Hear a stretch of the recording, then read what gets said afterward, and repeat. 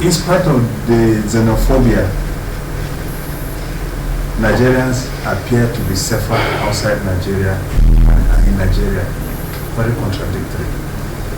Number two, if you read the newspapers today or yesterday, you would have had one ambassador complaining about 10,000 Nigerians in a small country like Burkina Faso being held captives as sex slaves. If you watch some video, probably some months ago, up to last year, you would have seen the thousands, literally thousands of Nigerians that were held captive in Libya and were having their stomach slit open for organ harvest. I'm sure you are aware of it. So, the point that we need to note is that so far, the people responsible for the security of the country have not made the country safe. So Nigerians are not safe within Nigeria. Nigerians are not safe outside Nigeria. And where do people go out? People are going out. You cannot stop people from going out. It's not possible because we are living in a globalized economy.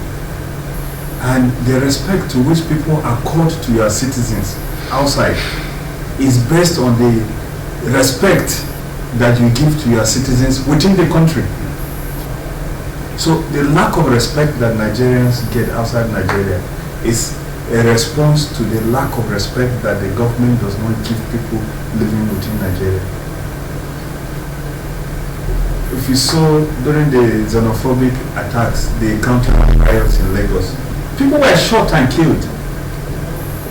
The same way that the South African police was shooting and killing people was the same way that the Nigerian police were shooting and killing people within Nigeria.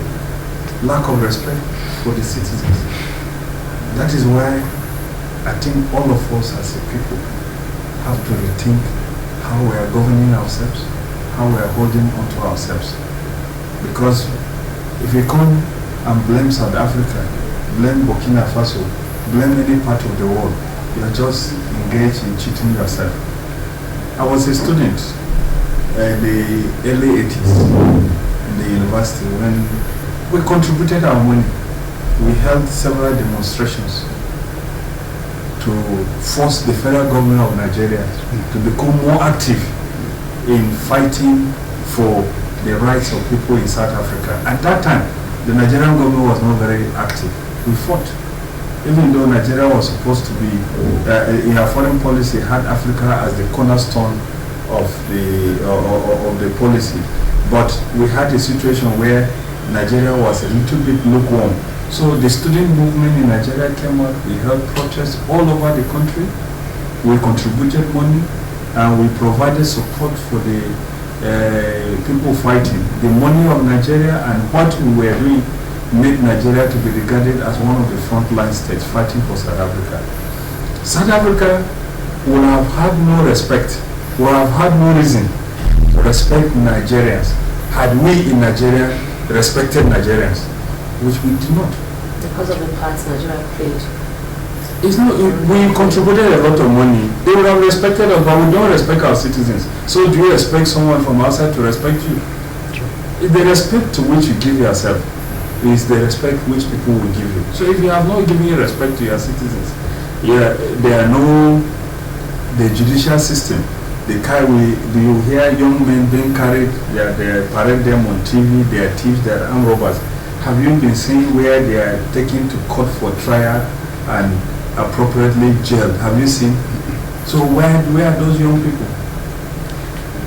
It means we don't. So you go to northeast. We are now hearing that in Borno State, between 22 to 27,000 people have died in the last few years. Every day we see pictures on social media, the way people are killed, people are desecrated within the country. So why will you expect outsiders to respect you if you don't respect yourself? This is the question I'm asking. What I do know is that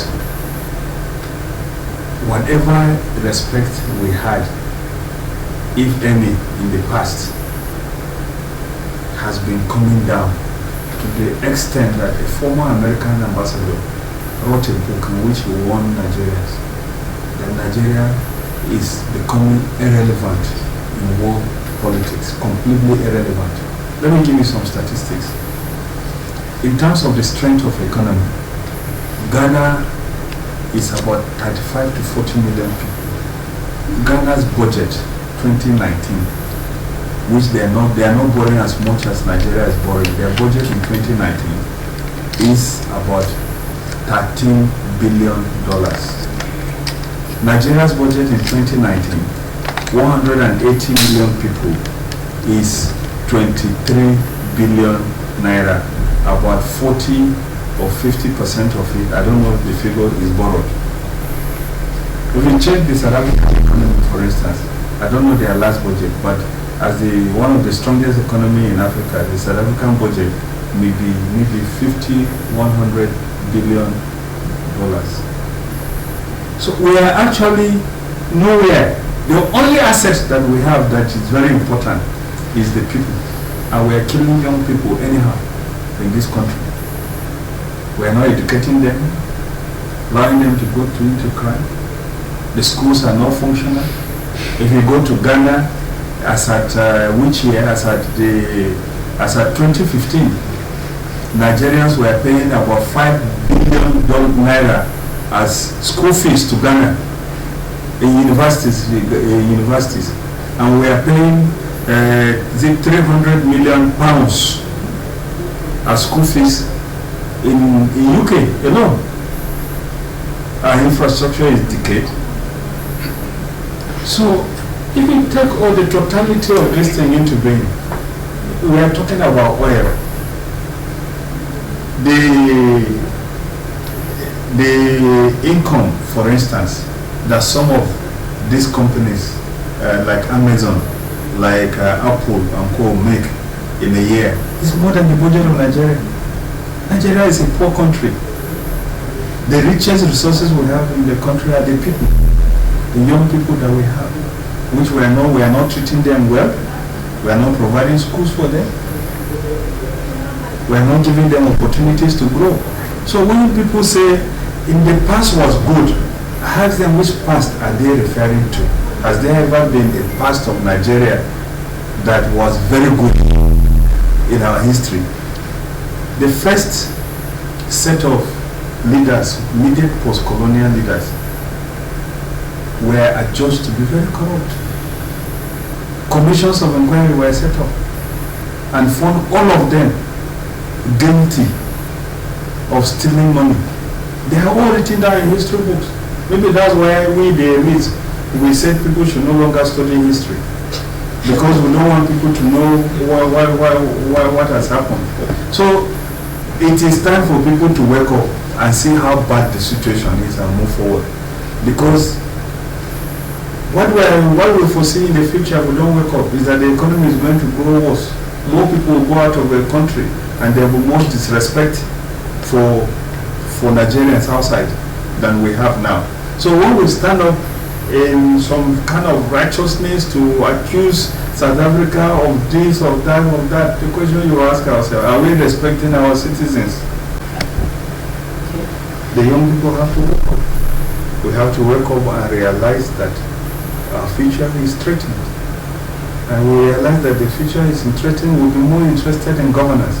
We'll be interested in what the National Assembly is doing. We'll be interested in what local governments are doing. We'll be interested in what the governors are doing. We'll be interested in what everybody is doing. See, in 1983, Shagari introduced what he called austerity measures. The late President Shehu Usman Aliyu Shagari introduced what he called austerity measures. When the price of bread rose by more than 40-50%. I can't remember the figure now. Nigerians kept quiet, adjusted to the increase. In Sudan, the government increased the price of bread by 1 penny. There was a revolt that led to the government being changed. So it is we that are allowing what is happening to us that is happening.